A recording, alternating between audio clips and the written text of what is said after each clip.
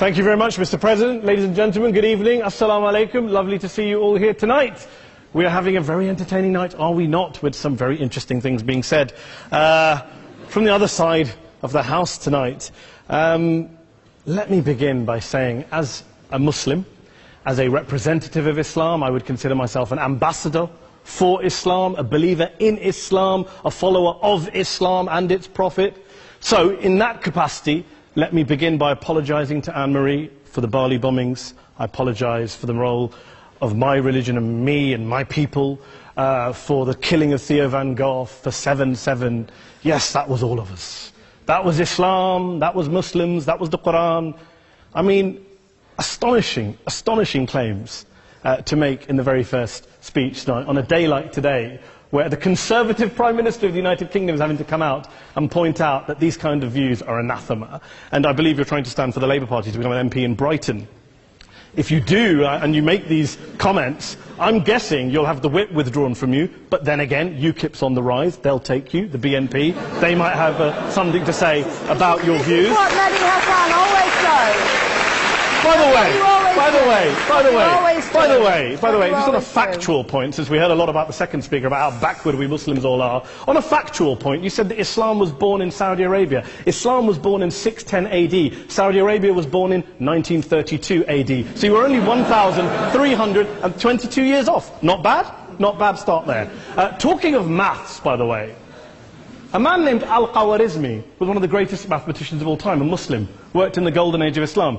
He's the guy who came up with not just algebra, but algorithms. Without algorithms, you wouldn't have laptops. Without laptops, Daniel Johnson tonight wouldn't have been able to print out his speech in which he came to berate us Muslims for holding back the advance and intellectual achievements of the West, which all happened without any contribution from anyone else other than the Judeo-Christian people of Europe. In fact, Daniel David Levering, the author of the Pulitzer Prize-winning historian and author of The Golden Crucible, points out that there would be no Renaissance, there would be no Reformation in Europe without the role played by Ibn Sina and Ibn Rushd and some of the great Muslim theologians, philosophers, scientists in bringing Greek texts to Europe. As for this being our university, I will leave that to the imagination as to who is our and who is there. I studied here too. An astonishing set of speeches so far making this case tonight. A mixture of just cherry-picked quotes, facts and figures, self-serving, selective, a farrago of distortions, misrepresentations, misinterpretations, misquotations. Daniel talked about my article in the New Statesman, which got me a lot of flack, where I talked about the anti-Semitism that is prevalent in some parts of the Muslim community, which indeed it is. Of course, I didn't say in that piece that it was caused by the religion of Islam. In fact, modern anti-Semitism in the Middle East was imported from, finish the sentence, Christian, Judeo-Christian Europe, where I believe some certainly bad things happened to the Jewish people. In fact, Tom Friedman, Jewish-American columnist in the New York Times, told me in this very chamber last week that he believed, had Muslims been running Europe in the 1940s, 6 million extra Jews would still be alive today. So I'm not going to take lessons in anti-Semitism from someone who's here to defend the Judeo-Christian values of a continent that murdered 6 million Jews. Moving swiftly on. Yes. Absolutely. Well, I'm about to make that point. No, I'm about to make that point. You're right. I agree with you. I agree with you 110%. That is my point. I don't think Europe is evil or bad. I'm a very proud European. I don't want to judge Europe on the basis, but if we're going to play this gutter game where we pull out the Bali bombing and we pull out examples of anti-Semitism in the Islamic community, then of course I'm going to come back and say, well, hold on. I mean, look, let's be very clear. Daniel here was a last-minute replacement for Douglas Murray, who had to pull out. And Douglas and I have a well-documented differences, but to be fair to Douglas, as to be fair to Anne-Marie and to Peter, atheists. Atheists see all religions as evil, violent, threatening. What the problem I have with Daniel's speech is that Daniel comes here to run this robust defense of Christianity, forgetting that his fellow Christians, people who said they were acting in the name of Jesus, gave us the Crusades, the Spanish Inquisition, the anti-Jewish pogroms, European colonialism in Africa and Asia, the Lord's Resistance Army in Uganda, not to mention countless arson and bomb attacks on abortion clinics in the United States of America to this very day. I would like a little bit of humility from Daniel first before he begins lecturing other communities and other faiths on violence, terror and intolerance. But, no thank you. Some water. But I would say this, to address the gentleman's very valid point here, I'm not going to play that game.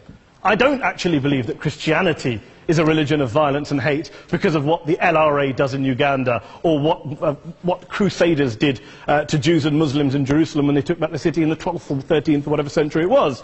I believe that Christianity, like Islam, like pretty much every mainstream religion, is based on love and compassion and faith. I do follow a religion in which 113 out of the 114 chapters of the Quran begins by introducing the God of Islam as a God of mercy and compassion. I would not have it any other way. I don't follow a religion which introduces my God to me as a God of war, as some kind of Greek God of wrath, as a God of hate and injustice. Not at all. As Adam pointed out, you go through the Quran and you see the mercy and the love and the justice. And yes, you have verses that refer to warfare and violence. Of course it does. This is not a motion about pacifism. I'm not here to argue that Islam is a pacifistic faith. It is not.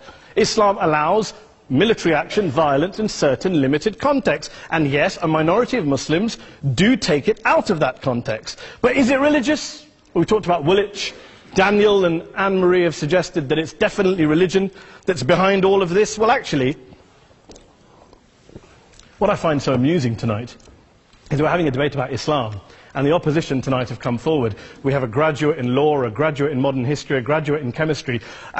And, you know, I admire all of their intellects and their abilities, but we don't have anyone who's actually an expert on Islam, a scholar of Islam, a historian of Islam, a speaker of Arabic, even a terrorism expert or a security expert or a pollster, let alone to talk about what Muslims believe or think. Instead, we have people coming here, putting forward these views, putting forward these sweeping opinions. Listen to Professor Robert Pape of the University of Chicago, one of America's leading terrorism experts, who, unlike our esteemed opposition tonight, studied every single case of suicide terrorism between 1980 and 2005, 315 cases in total. And he concluded, and I quote, "There is little connection between suicide terrorism and Islamic fundamentalism or any of the world's religions. Rather, what nearly all suicide terrorist attacks have in common is a specific secular and strategic goal to compel modern democracies to withdraw military forces from territory that the terrorists consider to be their homeland."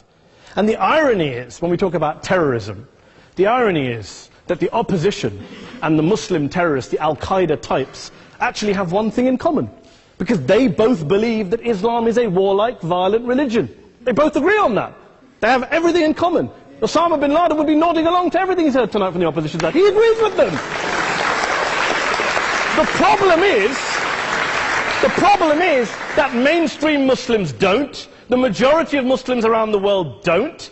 In fact, a gentleman here started quoting all sorts of polls. Gallup carried out the biggest poll of Muslims around the world, of 50,000 Muslims in 35 countries. 93% of Muslims rejected 9/11 and suicide attacks. And of the 7% who didn't, they all, when polled and focus grouped, cited political reasons for their support for violence, not religious reasons. And as for Islamic scholars and what they say, well, Daniel talks about our University of Oxford. We'll go down to Oxford Centre for Islamic Studies, get hold of a man named Sheikh Afifi al-Akiti, who is a massively well-credentialed and well-respected Islamic scholar, who has studied across the world, who in the days after 7/7 published a fatwa denouncing terrorism in the name of Islam, calling for the protection of all non-combatants at all times, and describing suicide bombings as an innovation with no basis in Islamic law. Go and listen to Sheikh Tahir al-Qadri, one of Pakistan's most famous Islamic scholars, who published a 600-page fatwa condemning the killing of all innocents and all suicide bombings unconditionally without any ifs or buts.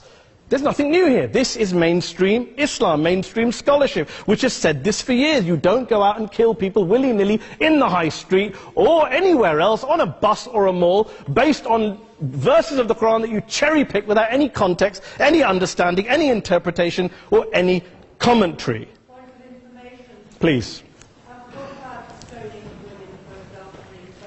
Well, it doesn't happen apparently. I didn't say it doesn't happen at all. I never said it didn't happen. I don't blame Islam. Yes, it's a very good point. And a lot of us are campaigning against that. And we're campaigning against it in the name of Islam. We're campaigning against it in the name of various interpretations of Islam. Anne-Marie comes and scares us with her talk of Sharia law. I would like to see the book of Sharia law. It doesn't exist. People argue over what Sharia law is. And you empower the extremists by saying there is only one version. You empower them all. I don't believe you took any interruptions, Anne-Marie, so I think you should stay there for a moment. Several countries. Here's what we're dealing with. Here's what we're dealing with. We are dealing, I took your point. Here we are dealing with a 1400-year-old global religion, followed by 1.6 billion people in every corner of the world, a quarter of humanity, of all backgrounds, cultures, ethnicities. And yet the opposition tonight wants to generalize, stereotype, smear, in order to desperately win this debate. And here's my question, if we're going to generalize and smear. If, okay, people say yesterday's bombers, and we've got to be careful, there's a trial going on, were yesterday's attackers, motivated by Islam? Big debate. I don't believe they were. Let's say they were. Let's say Faisal Shahzad, the Times Square bomber, was motivated by Islam. Let's assume, for sake of argument, that Richard Reeves, the shoe bomber, was motivated by Islam. If Islam is responsible for these killings, if Islam is what is motivating these people, and Islam is therefore not a religion of peace, a religion of war, then ask yourself this question: why aren't the rest of us doing it? Why is it such a tiny minority of Muslims are interpreting their religion in the way that the opposition claim they are? Let's assume there are 16,000 suicide bombers in the world. There aren't. Let's assume there are for the sake of argument. That's 0.001% of the Muslim population globally. What about the other 99.99% of Muslims who the opposition tonight either ignore or smear? The reality is that the rest of us aren't blowing ourselves up tonight. The reality is that the opposition came here tonight not worried about the fact that me and Adam might pull open our jackets and blow ourselves up tonight because we're followers of a warlike warrior religion which wants to take over Europe and Daniel's university. The issue is this. The issue is this. Unless the opposition can tell us tonight, and Peter Atkins is here, one of our great atheist intellectuals, can tell us tonight, they can answer this question tonight: why don't the vast majority of Muslims around the world behave as violently and aggressively as a tiny minority of politically motivated extremists? Then they might as well give up and stop pretending they have anything relevant to say about Islam or Muslims as a whole. Ladies and gentlemen, let me just say this to you. Think about what the opposite of this motion is. If you vote no tonight, think about what you're saying the opposite of this motion is. That Islam isn't a religion of peace, it's a religion of war, of violence, of terror, of aggression. That the people who follow Islam, me, my wife, my retired parents, my 6-year-old child, that 1.8 million of your fellow British residents and citizens, that 1.6 billion people across the world, your fellow human beings, are all followers, promoters, believers in a religion of violence. Do you really think that? Do you really believe that to be the case? They say that in the Oxford Union, the most famous debate was in 1933, when Adolf Hitler looked out for the result of the King and Country motion, where they voted against fighting for King and Country, and Hitler was listening out for the result. Well, tonight, 80 years on, there are two groups of people around the world who I would argue are waiting for the result of tonight's vote. There are the millions of peaceful, non-violent, law-abiding Muslims both in the UK, Europe, Asia, Africa and beyond, who see Islam as the source of their identity, as a source of spiritual fulfillment, of hope, of solace. And there are the phobes, the haters, the bigots out there who want to push the clash of civilizations, who want to divide all of us into them and us and ours and their. Ladies and gentlemen, I urge you all not to fuel the arguments of the phobes and bigots. Don't legitimize their divisions. Don't legitimize their hate. Trust those Muslims who you know, who you've met, who you hear, who don't believe in violence, who do want you to hear the peaceful message of the Quran as they believe it to be taught to the majority of Muslims, the Islam of peace and compassion and mercy, the Islam of the Quran, not of Al-Qaeda. Ladies and gentlemen, I beg to propose this motion to the House. I urge you to vote yes tonight. Thank you very much for your time.